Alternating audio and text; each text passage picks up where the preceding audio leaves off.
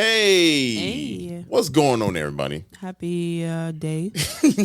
Happy day, happy day. Did you ever used to watch those Happy Days, the TV show? We didn't grow up in the same country. Or the same decade, actually, to be Oh, fair. wow. That's true, though. That's true. Well, anyway. What is it? It was an old school, show. Fonz on there. Hey, that guy with the leather jacket. I know who he is in theory, but I've never seen I used to watch that with it was like reruns. Not even obviously it was reruns for me, but I used to watch those after I forgot what TV show came on, like a kid's show. But then I would just watch Happy Days, like over my grandma's house. Nice. Anyway, trivia question, or did you know? Did you know the first publisher and paper in Chicago was John Calhoun with the Chicago Democrat? Yes. That's pretty cool. Yeah, pretty dope. That's the first paper in Chicago, November 26, 1833, y'all. Before Chicago was even A Chicago. city. Chicago. It wasn't a city. It wasn't a city. It was just a town at that time, y'all. The town of Chicago. Town of Chicago. Damn. Greatest town in the world. I mean, honestly. Honestly. Anyway, 77 flavors of Chicago. Let's get it. It's Sarah. And it's Dario. And we traveled through all of Chicago's 77 community areas. We shared some great stories and took you to our favorite restaurants. But you know what? There's more Chicago history and food to discover. So join us as we connect you to the greatest city in the world. You know why? Because this is 77 flavors of Chicago.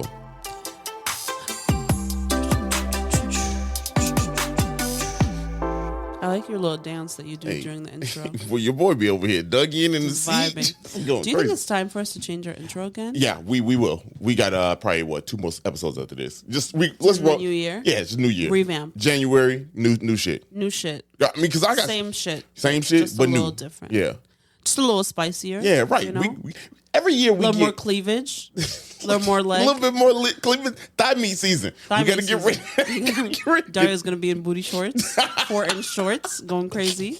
Every thighs episode, out. Y'all just thinking your boy's thighs is out. No, don't think about that. Shit. Remember when I was showing my toes all on the Yeah, you on kept episode? talking about it. My toes was hit for a little while. Were they? They were. I'm sure According to whom? I don't know. Whomst. Who thought that? According to whomst. Anyway, Anyway, how was your week? What's the highlight of your week this week, sir? I think the highlight of this week was just the fact that we went and did a lot of B-roll. B-Cam. I'm still locked into my editing mode right now. We did a lot of B-roll. We did a lot of B-roll. We did a lot of. What did we do? You were just recording our reels on Instagram. Oh. Yeah, that's what I meant. Oh. I'm like, what Took do we scenic route. where? I took the scenic route.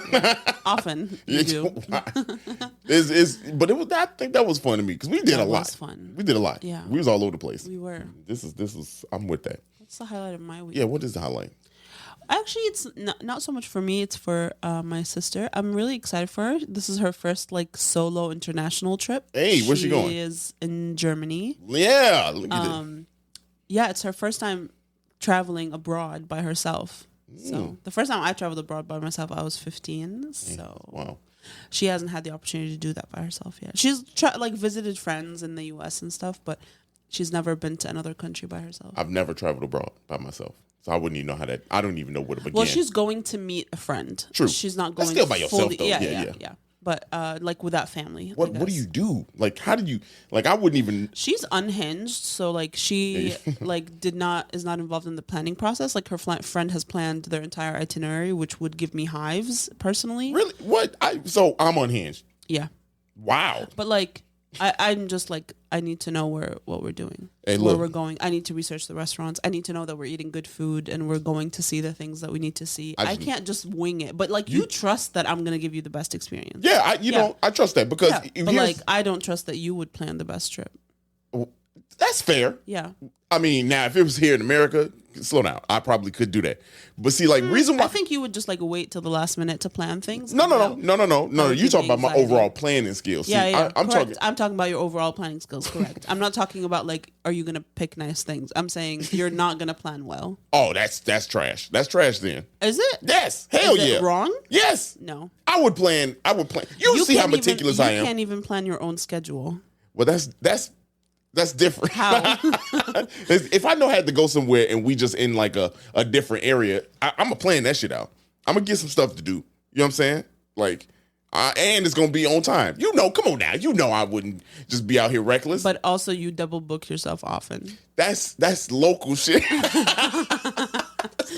The argument so far has not support like That's- what the It's hard to describe, but like when I'm local, like, you just don't give a shit. No, it's not that I don't give a shit. It's just that I'd be like, I see these people when I see them. You know what I'm saying? But like, now if I'm someplace where, to me, going to another land or area is like back against the wall. It's survival. You know what I'm saying? So I got to make sure I'm gonna survive.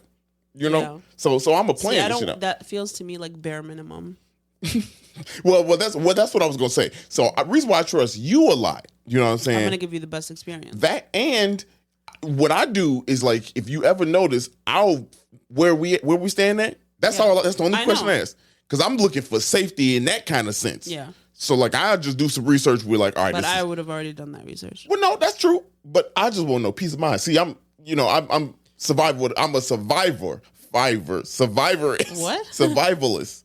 Is that a word? Survivalist. Is it? I think so. Survivaler. now. Let me look it up right quick. My computer right here. Y'all. How do you even spell that? Survivalist. I don't think. Yeah, that is. That's a word. Well, just because it came up doesn't mean. Survivalism. Okay. No. The Survivalist, that's a movie. I guess if it's in the title of a movie, it's a word then. Yeah, right. I don't know. Survivalist definition and meaning. There it is.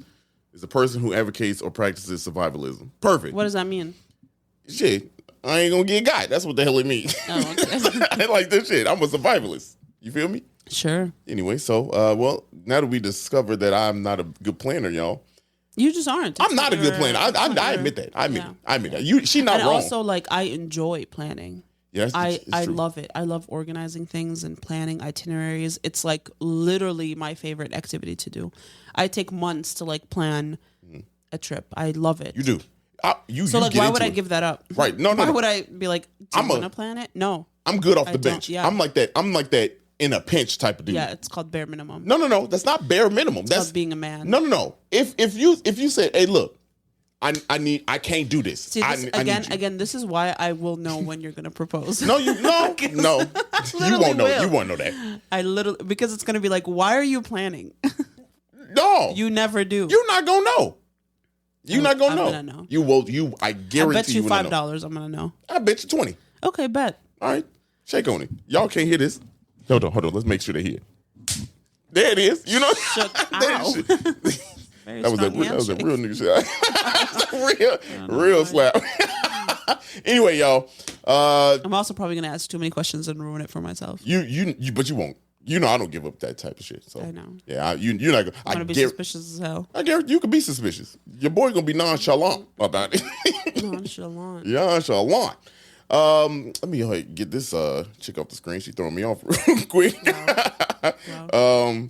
Anyway, y'all, let's talk about some history. Y'all down with that? Yeah. Actually, before we get into the history, we got a question for y'all. We've been trying to come up with like a tagline for who me and Sarah are, right? Because we don't want to just be, podcast, history and food podcast. We want to describe ourselves, kind of give ourselves like tag team champions of the world type of shit. Yeah, give us an adjective. Yes. How would you describe us?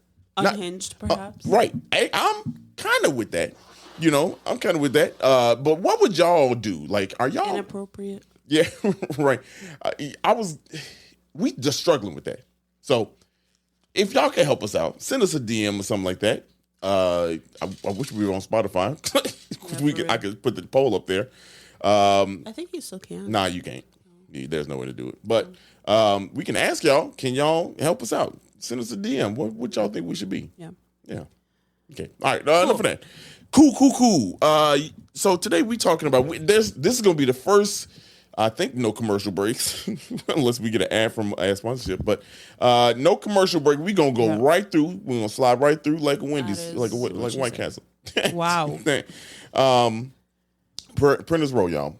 Y'all probably, if you from Chicago, you know Printers Row, right? Like Printers Row is pretty much like one of the cool posh like areas to be. You know what I'm saying? Like everybody know if you there, you might be a little pretentious. No, I'm just playing. Damn. He just jealous. No, I am a little bit jealous. Now that I've seen it all, shit, and know the history.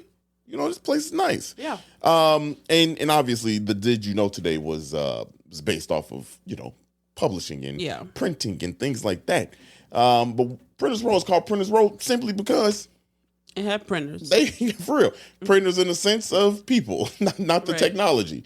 We'll get to that in a second though. But it's really dope, man. Like Chicago was like a hub, a central point, as it was for many different things for printing. And that's just one of the things that just blew up in the mid 19th century, which is bizarre, right? Yeah. And Printers Row wasn't really called Printers Row until like the 60s and 70s, 1960s, 70s. Oh, wow. Yes. So like decades after it had already been printing. Yeah. So it wasn't like that was something that people called it, right? That's a new thing. But anyway, Chicago, like during the growth period and how we were centralized and how Chicago became Chicago, with many other trades and things like that. Again, this was the second largest hub for printing. And here's some fun numbers, right?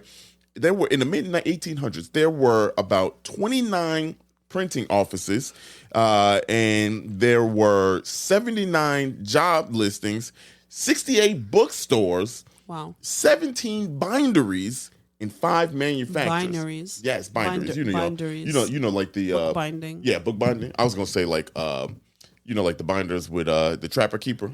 The what? Trapper Keeper. You don't know Trapper Keeper? No. You don't know what a Trapper Keeper is?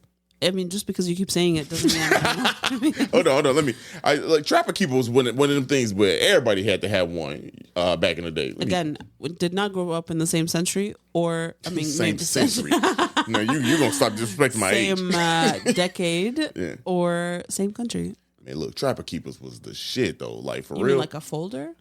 Come on now, don't disrespect the culture now. It wasn't just a folder. What is it? It kept all your things, all your homework that you didn't do. Oh, like a folder. All your incomplete assignments. But you had like Lisa Frank made them. Like, do you know? Oh, fuck yeah, Lisa. You know who Lisa Frank is? See, I know who Lisa Frank Lisa Frank was going crazy. She was for a while. Bitch. She was, man. Like she still is low key. Is Lisa Frank still around? I think so.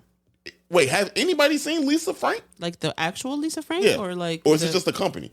Well, I mean, I think it's started by two people. Named after a lady. Who is Lisa Frank, y'all?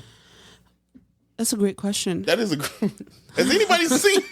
Where is Lisa? Right. Hold on, let me look this up while we talk. I feel like Lisa Frank really embodied the maximalism of millennials because, like, I am obsessed with that aesthetic of like just the most. Yeah, it's just doing too much. That's what I love. Damn, Lisa Frank was born in 1955. Yeah, she was an actual person. Damn, ain't no pictures of her though.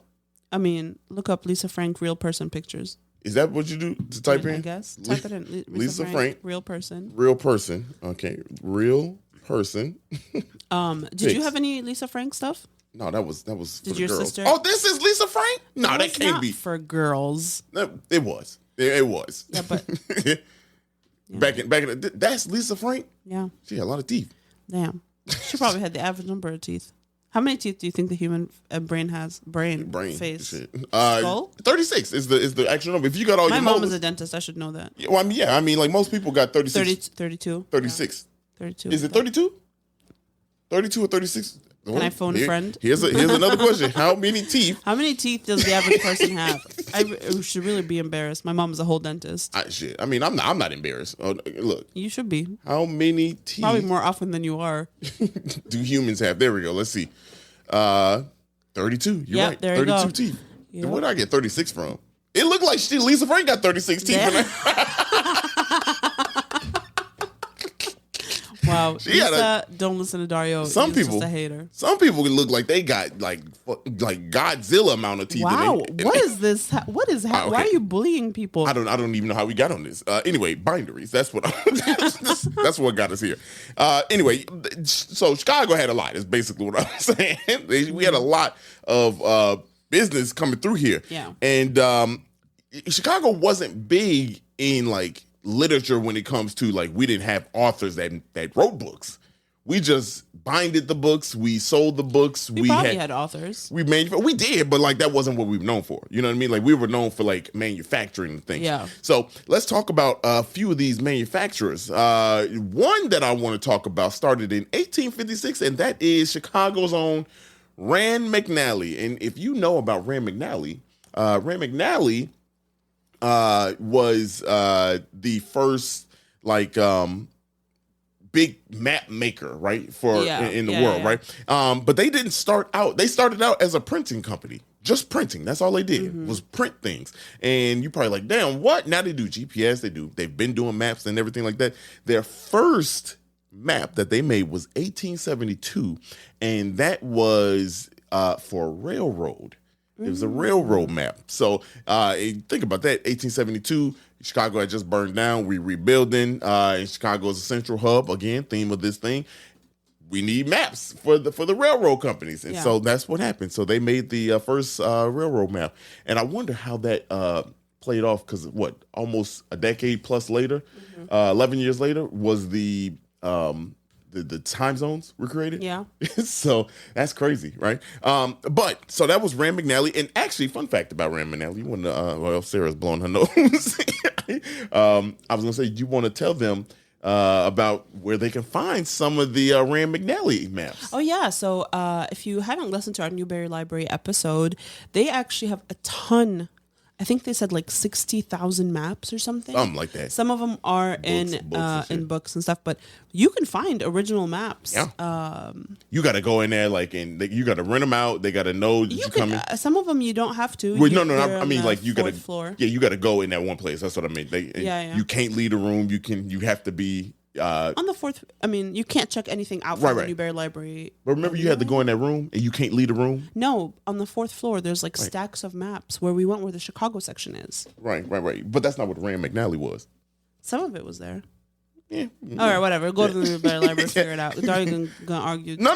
Because he thinks he's always right. No, I wasn't. I was just saying. Also, there were famous Chicago authors in the I didn't 19th say there century. I didn't say there weren't. You said we weren't known for that. Carl Sandburg. Okay, he's a poet. Yep. Sherwood Anderson. Okay. Hamlin Garland. Okay. Frank Norris. Okay. Right. I didn't say there wasn't. I just said we weren't. That wasn't what we were known for. False. That's not false. That's true. We weren't known for that. What were we known for? Building the shit. Burning down. That's what the hell we was known for.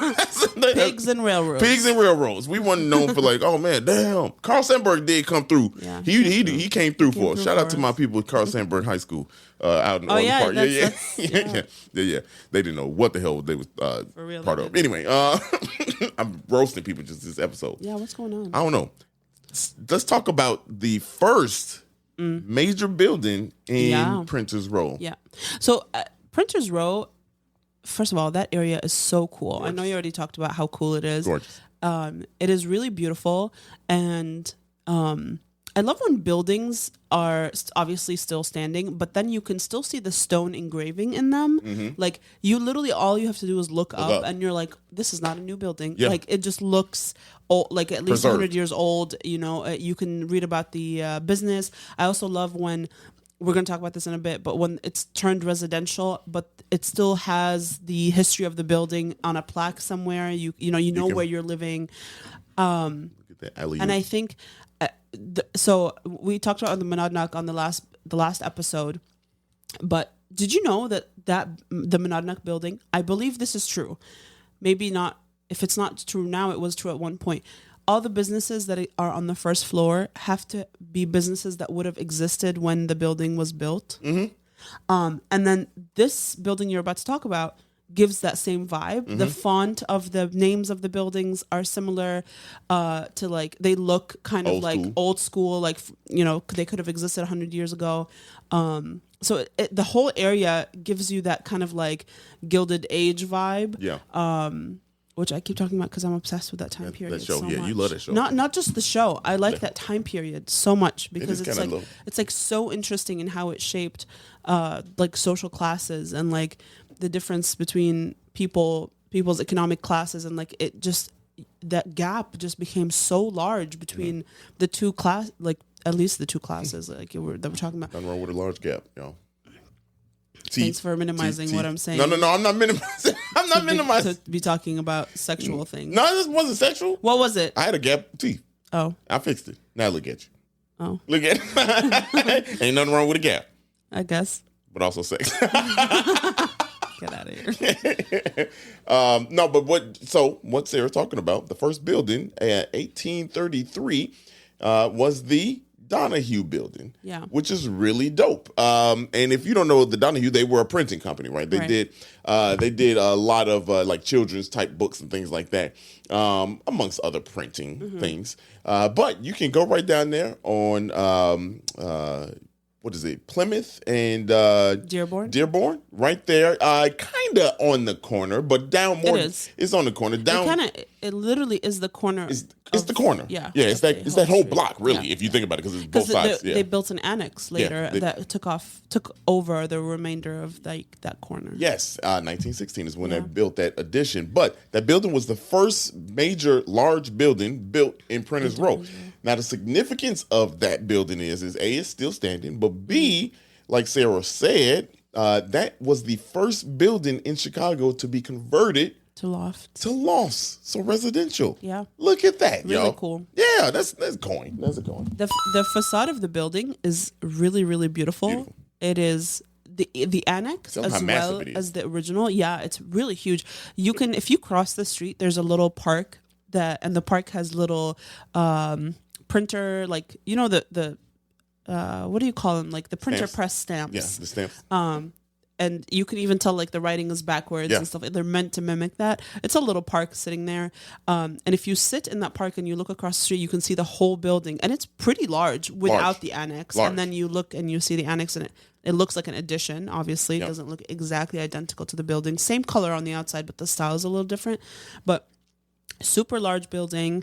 And if you look in a window. Yeah.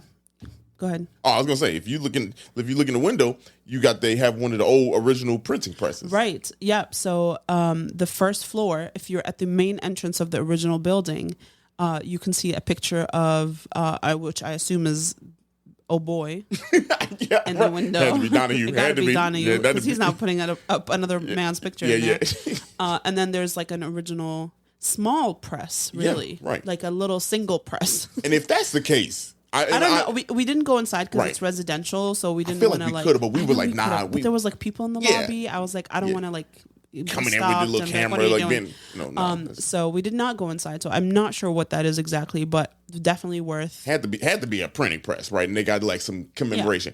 But what I was gonna say is like, obviously that wasn't indicative of like how big it was. I'm sure it was more, but that thing looked pretty small. Yeah. So for them to be printing shit, but back remember in the day, when we went to Star Shape Press? Yeah, they got a big and they machine. have a 100-year-old machine that still works. Yes, that is much larger. They got what, three? Three of them. Yeah. 300. One of them made here in Chicago, right? And one made in Ohio. She found all that stuff, or the owner found it, and then she took over and kept it up. Star Shape Press is also a really cool business. Not gonna lie, you can get like the what is it, like a post Stationary. of the month, like station. Yeah, you can do like a monthly subscription for like $30, and they send you for 6 months. They send you like a postcard once a month, something original that they've like done or pressed. And there's so much they do like which I assume wedding invitations and stuff like that is pretty expensive. But you can buy prints from there and stuff. It's really, really cool. Something that if you want to see printing press still in use, definitely Yeah. go check them out. I don't believe you can go anytime. I Yeah, think right. you have to like see when they're Yeah. open or available. They're only open because it's like a studio, Your so like studio. someone has to be there. She working. Yeah. You know what I mean? Yeah, Like, so she's working. you can't be walking through her Right, shit trying to right. work. You know what I mean? While she working. But Yeah. it definitely worth checking out. Super cool. Now, speaking of, that's another business that's not directly in Printers Row, but another business that's in Printers, that wasn't in Printers Row, but very much alive during this time, actually was one of the top 5 businesses during that printing business during that time, was right here in Chicago. And I'm talking about W.F. Hall Printing Company.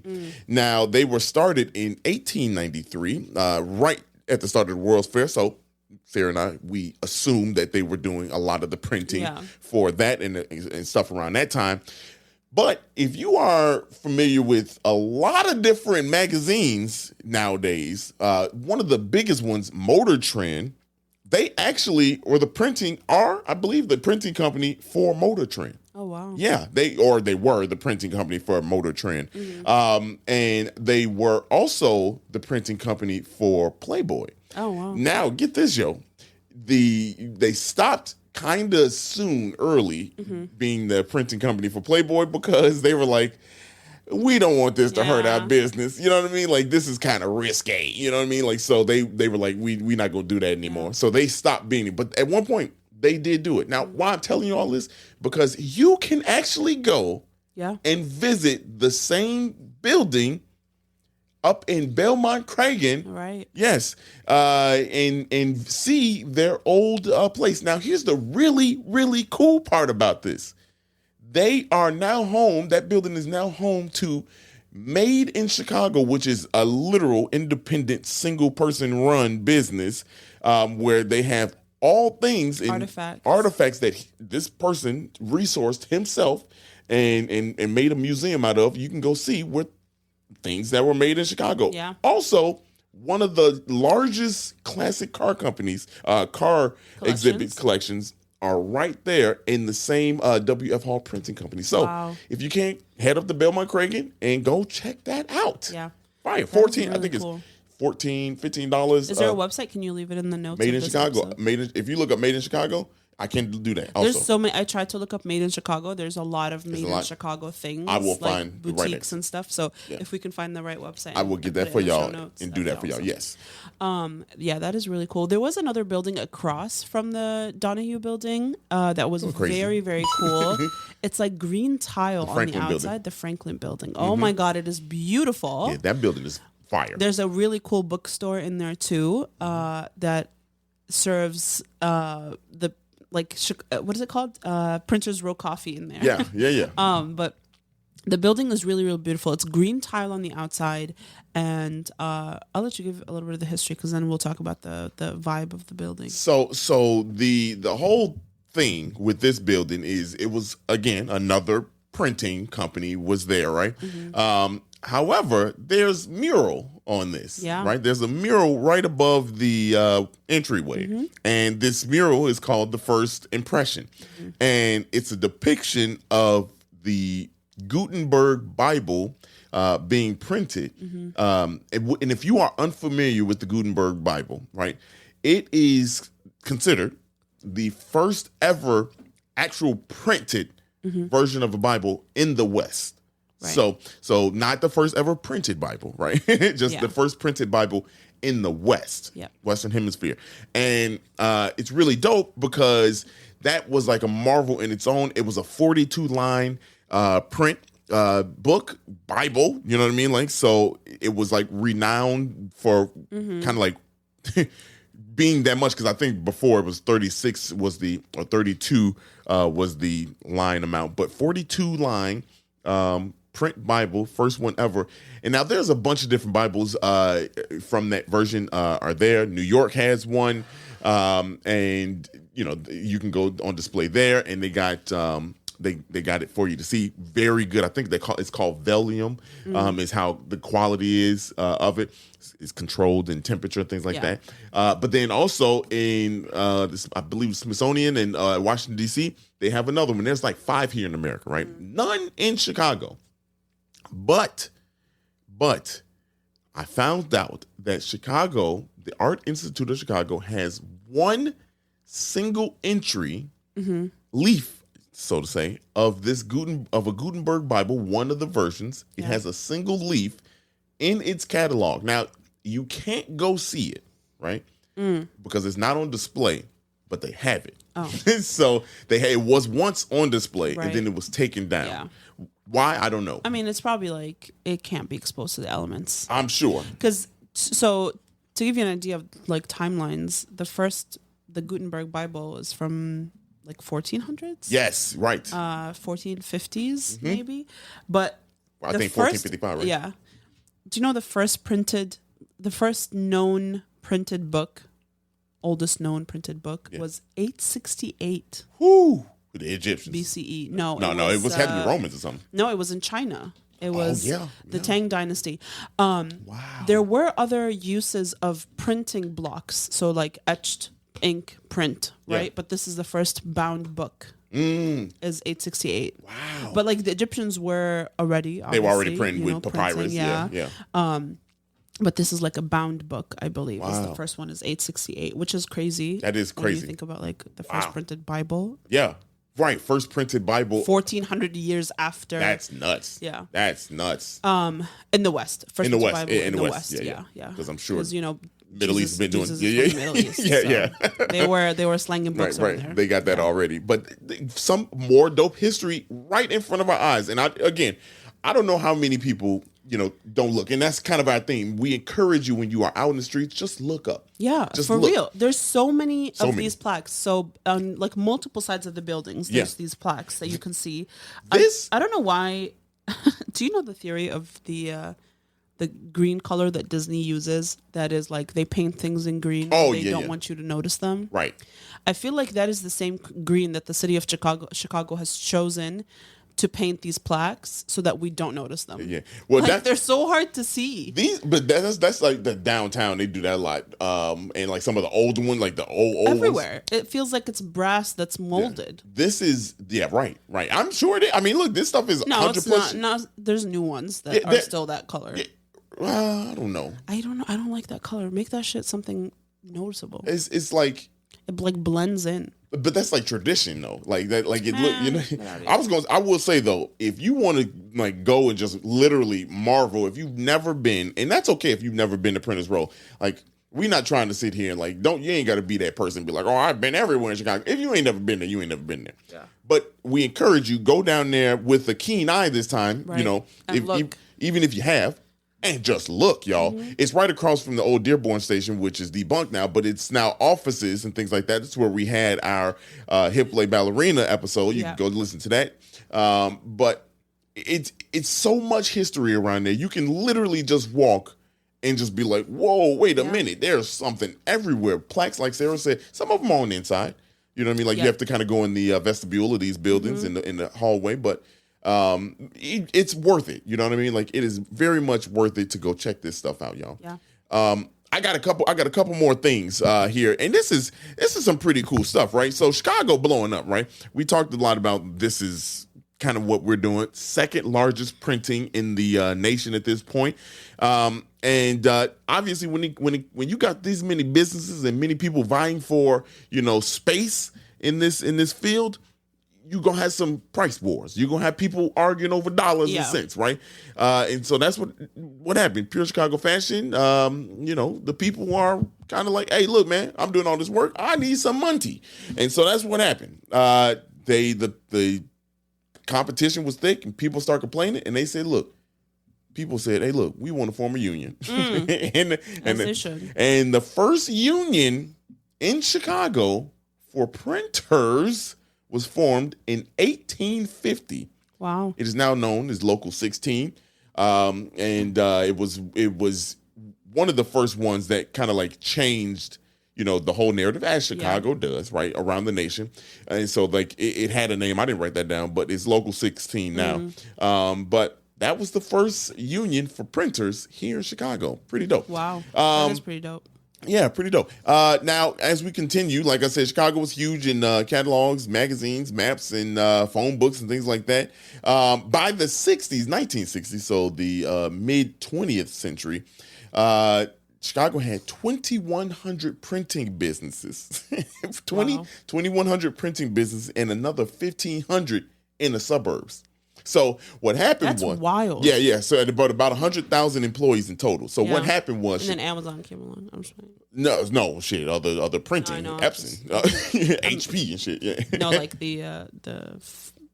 how books don't exist. Yeah, right. The Kindle and shit. But then, all that shit started to happen.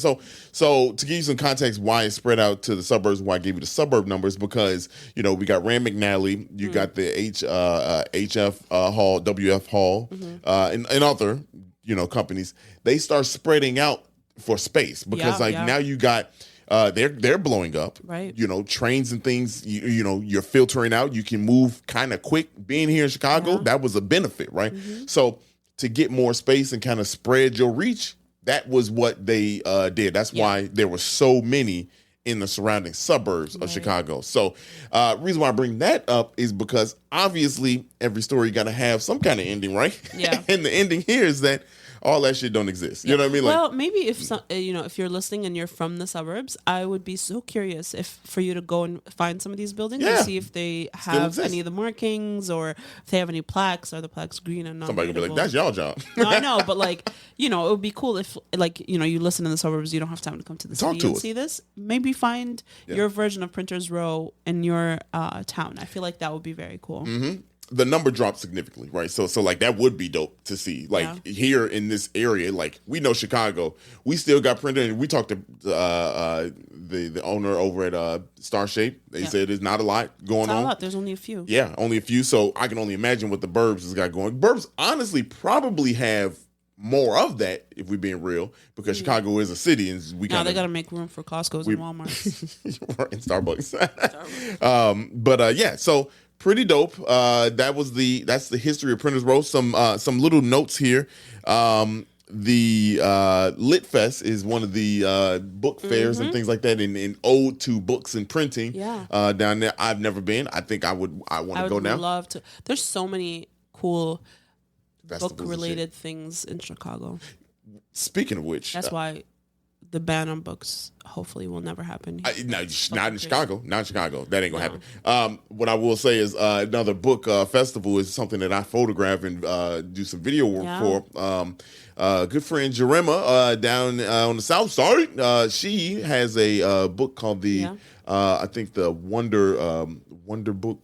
Words of Wonder Book Fest, and I videoed the second annual, and the third annual is happening in July 2024. So that's so cool. Yeah, I know. I'm honored to be a part of that thing. It's really dope. Books are important. Reading is important. It really is. It really is, man. So for real. And that's the reason why I bring that up is because like you say, there's a lot of book festivals and things like that, but we need to do more, with work. And what we do is, we research a lot of this shit. So we read and we researching. Man, let me tell you, that book ban, it can't happen. It's not going to happen in Chicago, but crazy that that's a thought process. So, there's Printers Row. What'd you think? Fire. We also ate in Printers Row. Y'all. Let me tell you, we told you there ain't no commercials, y'all. Ain't no commercials. We just go. I'm just gonna jiggle my butt in the seat, brother, and we'll be right back. Yeah, we're gonna be right back.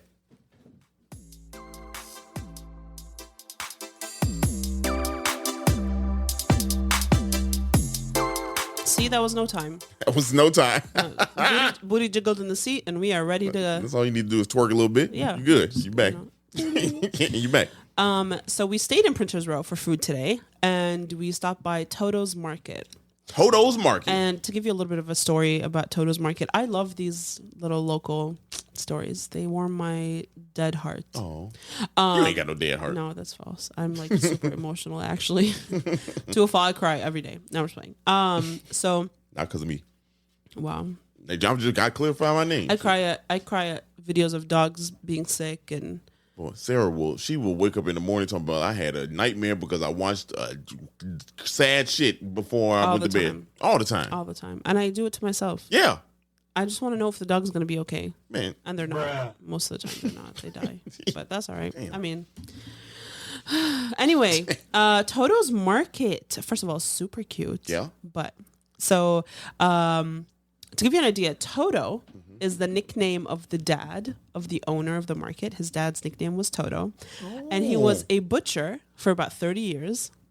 And so the son grew up watching his dad be a butcher in a market. And so he really loved the vibe of a market. Like the Really? Yeah, he loved going to it. He loved people coming in and building relationships with the people that they worked with. He just loved all of that. And so he wanted to create a market and name it after his dad, who was kind of like his inspiration. And so he did. It's called Toto's Market. Oh, that makes it even better. I know. It's so cute. And they really do a lot of, most things in there are local. So like your pastas are local. It's kind of like, think of like a corner store basically, but super fancy. Yeah. So they have like pastas, they have vegetables and fruits, very limited because it's local, Right. And seasonal. So like whatever they can Whatever find. they got, But they work with a ton of Chicago businesses to bring their stuff in there. They That's work amazing. with a lot of local bakeries to make all their breads for the sandwiches. Even like if they're making rotisserie chicken, they source the chicken from like a local farm or something like that. So it's a lot of and they even have a list of the businesses that they have worked with on. That's amazing. And it's a long list of Chicago Well, they keeping that local. businesses. Yeah. Like for real. There's a ton, like look, the list is super long of local Chicago businesses. That list So I'm crazy. not going to read all of them, but you can go check out their website. It's totosmarket.com. And so we love to support businesses like that. Yeah. It's really, really cute. When we walked in, I was like, this is going to be very expensive. It was not. No. It really wasn't too bad. And we looked for something to eat. There's, they even have like household items like detergents and stuff like that. And so I didn't even see. Did they? Damn. I was too busy. There was with like the a back wall back there that has that kind of stuff. They have a refrigerated section. Really, really cute. If you live in the area, I assume people were like going in there just to grab like one thing real quick and go back to their work or their house, which makes sense. Yeah. But we got some sandwiches and we ate them right outside. There's a couple benches. Jelly sandwiches, which is fitting. You know what I mean? Yeah. I got the rotisserie chicken salad, and the bread is from a local bakery too, which I love that bakery. That handmade shit just get me every time. So good. It was on sourdough. I mean, it was amazing. And it was very good. Yeah. It was like a $9 sandwich, which is, I think, pretty standard for like a sandwich. For as many local places they get, whatever. Yeah. It was so good. It had celery in it. It's a very simple chicken salad. No like raisins or grapes. Yeah. But it was very, very good. Which I don't have a problem with. Disclaimer. I don't have a problem with grapes and chicken salad, by the way. I think You don't? No. I think it adds like a nice little crunch to it. I even sometimes I like pecans or almonds in a chicken salad. Too much. For me. Yeah. For me. I like difference of texture in stuff. I don't like everything being soft or everything You being like crunchy peanut butter too?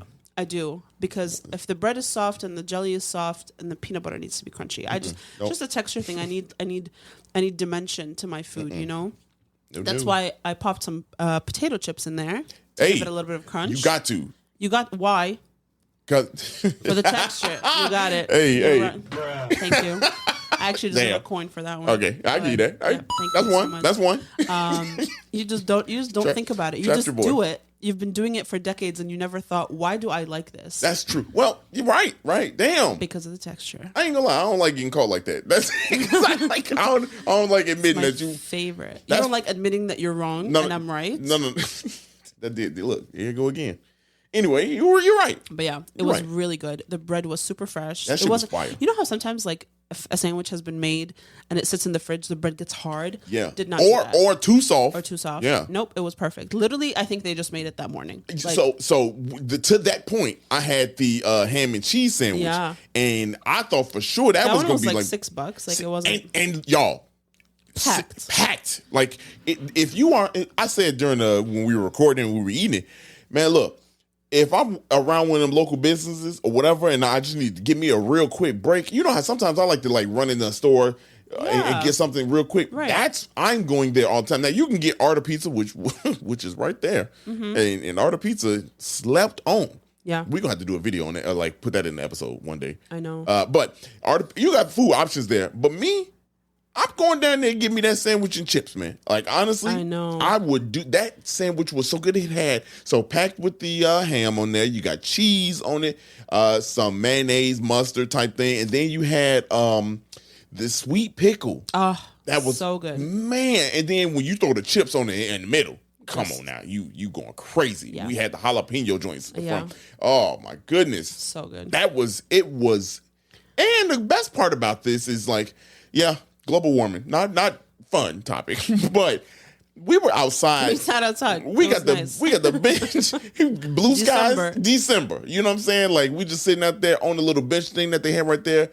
Man, it was a vibe. Cute. Honestly, like, but that's not typical. I mean, who knows? I'd probably walk down to the park before I, sit in front of it. But very nice vibe to be able to pick something up like that.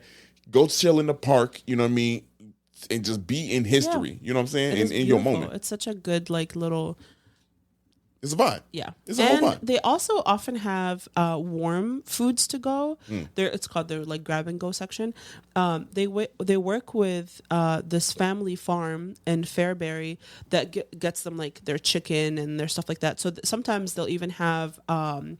Mac and cheese with ribs. Sometimes they'll have mac and cheese with ribs. Yes. Sometimes they'll have ham. Well, we went the wrong time. And Brussels sprouts. I see pies on their page. So sometimes they have fresh flowers depending on the season. So they sell everything. Literally. They really do. They even have they have chicken and rice with mushroom rice and chicken and gravy. What? You get a half a roast. Yeah. What? Let me show me that picture again. Okay. What the fuck? Look at that. Come on now, but that chicken needs to be a little more brown. Let me show you. Be honest, if I'm being real. I need that chicken to get a suntan. The ribs with the mac and cheese. Ooh, y'all. Doesn't that look so good? We went at the wrong time. I know. Look, I love that sandwich, but come on now. They have their Turkey Day staple, which is just everything. They got a whole plate of. What the fuck? Oh, that look good. Oh, we need to go back. I know. They ain't selling that there. They really doing that? Yes. Come on. Why would I lie to you? That cranberry is what did it. See, if you with the gravy, so good over the dressing or stuffing, I don't want to offend nobody, but it's man, that look good. Yeah. And everything is super seasonal. They work with, like I said, a lot of local farms. So whatever the farms have, that's what you can buy from there. Bro. Which I love that. All of their sandwiches are they even have a corned beef on rye that is super packed. Everything. I love those kinds of stores. Oh yeah. I mean, well, now that they got that kind of shit, yeah, that shit fire. Yeah. So yeah, check them out. Support a local business. The little father son. Yeah, combo. Totto. How lovely it is to not have daddy issues. how lovely it is. Yeah. Support a non-daddy issue. Well, I don't know about his life. Maybe he does have daddy issues, and that's why he named it after his dad. But I'm not speaking that. No. Yeah, not my man. My man's probably was like, "Yo, this was a good episode until."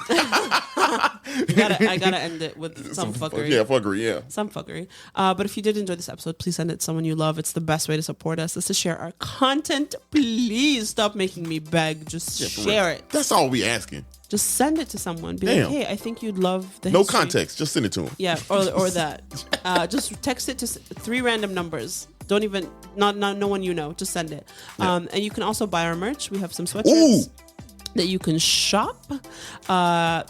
Check them out on our website, 77flavorsshy.com. And if you hated this episode, oops. Bye. Thank you so much for listening to today's episode, and we hope you loved it. And if you could, please follow us on social media at 77 Flavors Shy on Instagram, Facebook, TikTok, and Twitter. If you have any ideas or deep dives that you'd love us to do, please contact us at media@77flavorsshy. That's the number 77 flavors and shy for Chicago.com. If you like visuals, please subscribe and follow and watch us on our YouTube channel at the same thing, 77 Flavors Shy, or search 77 Flavors of Chicago. If you would like to support us monetarily, go ahead and click that Buzzsprout link in the description of this episode. And as always, we gonna see you next week. Peace.